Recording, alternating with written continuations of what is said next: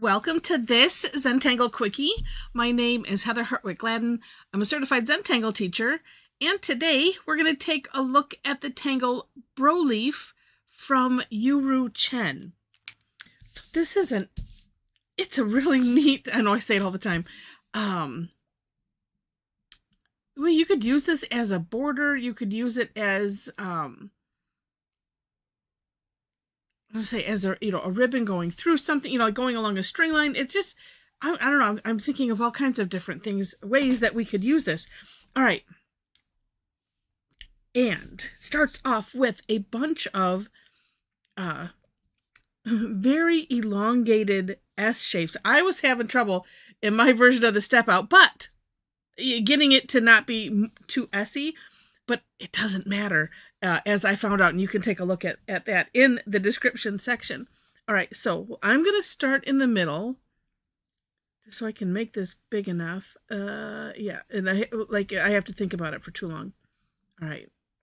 And, and I'm just comparing to what YuRu did. But then again, I always think, well, I'm the proof that it doesn't matter, meaning whatever happens, and it'll all be just fine, and it'll turn out great. Okay, so there's my my very consistent S shapes. All right, then next is and it's still kind of an S type shape. We're gonna do a diagonal. We're going to do 2 lines. I separated this out in my version of the step outs just because I felt that I needed to do that. For those like me that are, it's like, well, I just need a little extra help. So I do that. All right. So two lines. So, and you just get the one, and then come back, and it's almost, we're starting and stopping at the same points, but you pull it apart as you go, like that. And then you too can amaze yourself at, at the finished product. But even at that, it's just like, wow, that's, I don't know, it's just neat. Okay, next is, we're going to, they're funny backwards ends, aren't they? We're going to do a line from this tip, and I'm going to go backwards. Which way? So YuRu likes, she likes to point out which direction to go. I don't know that it matters. If you want to see her arrows, you can do that. She has us coming from this way. I weirdly am liking to come from this way, but what we're doing is tipping down a little bit. Although I've kind of left that, let me think. Well, it's hard to tell. I came down quite a ways here from that end. But I found it doesn't matter. It's still going to look neat. All right, no, I'm not going to do it that way. I'm going to just do it backwards. So we're doing the same thing here. And then coming up a little bit so you can leave a little space here. And like I said, I'm leaving a bit too much, at least according to my interpretation of YuRu's step out. And then I will show you the magic that of the it doesn't matter. All right, so what we're doing next is these little trailing ends. We're just bring that down back to that line, however it is. Just like finishing it off. And if you need to trace over like that, you can, or like this. Now, after this, we're essentially decorating. On YuRu's version, she put that as a step, but then, looking at the sample that's there, you can decide how you want to decorate all of this. So know this, if this kind of, like this one right here is like, okay, well, that's kind of, yeah. So my first thought is, well, then I'm going to be filling those in. And that's exactly what I'm going to do. I do like that, well, let me show you. One neat thing that she did was kind of like aura that and fill in this part. And then it looks like, I don't know, it could look like a loop or something. But no, I'm going to fill them in just so. And I kind of like it. Add some nice contrast. And as I was doing these, I'm thinking, oh, these could kind of, it could take on many looks depending on, you know, how you've done them. But I was just thinking they kind of look pillowy. And as we are getting into the holiday season, as it's just coming up on Thanksgiving here in the United States, I'm like, well, you know what? Depending on the colors and whatnot that you use, this could be a great border. To me, they could look either pillowy or like something you might put candies in. Ooh, you know what? Speaking, might put orbs to fill that in instead of filling it in solid. Oh, it makes, you know what makes me think of those old, okay, this is so going to date me. The little coin pouches that you push the ends and it opens up the slit. If you remember those, you can say so in the chat if you want to admit. All right. Well, you know what? I'm going to put little orbs in here and we'll just see what it looks like. Because, you know, you could always play and then come back and fill it in if you don't like it. That's the neat thing, right?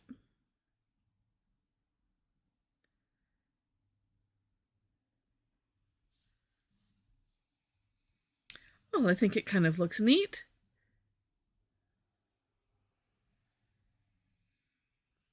And I do like the lines that she put in, and I think I'm going to do that again on here. On my version of the step out, I just did half. I'm going to do that again. I'm going to just do half and take another look at it. Okay, so, and leaving some sparkle in there. And I'm just loosely putting some lines, really light. And the sparkle is just leaving a gap wherever you want. I mean, if you want to have it in a row like this, that kind of makes it look like a shine. Or, and I think it was on the Tangle Frost Flower, where you don't necessarily leave it in the same space, the same place like this. And it kind of, just my thought, like a weathered look, sort of. So it could go either way.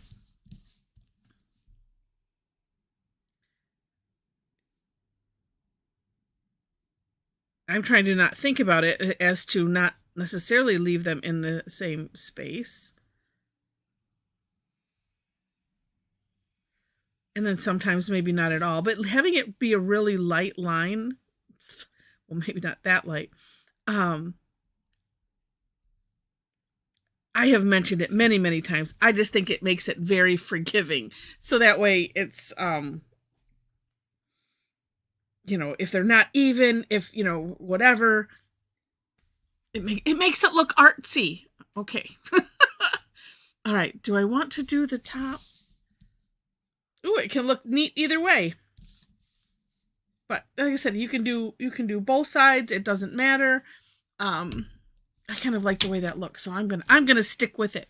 And because that kind of does, see, even if I flip it this way, this still looks like it's under. So I'm gonna add some shading right here, and I should really fill in those gaps of those of the orbs that I put in there. And I shall at some point. I was just too excited about shading, because shading is fun. So is filling in the little gaps sometimes. And, I mean, it's one of those things you don't have to. But look at how neat that looks. Oh.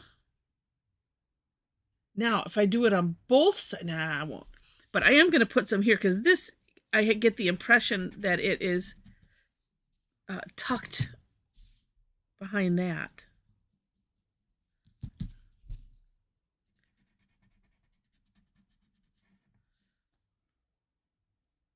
Yeah. And I will tell you this. I think that the more not consistent it is, the better.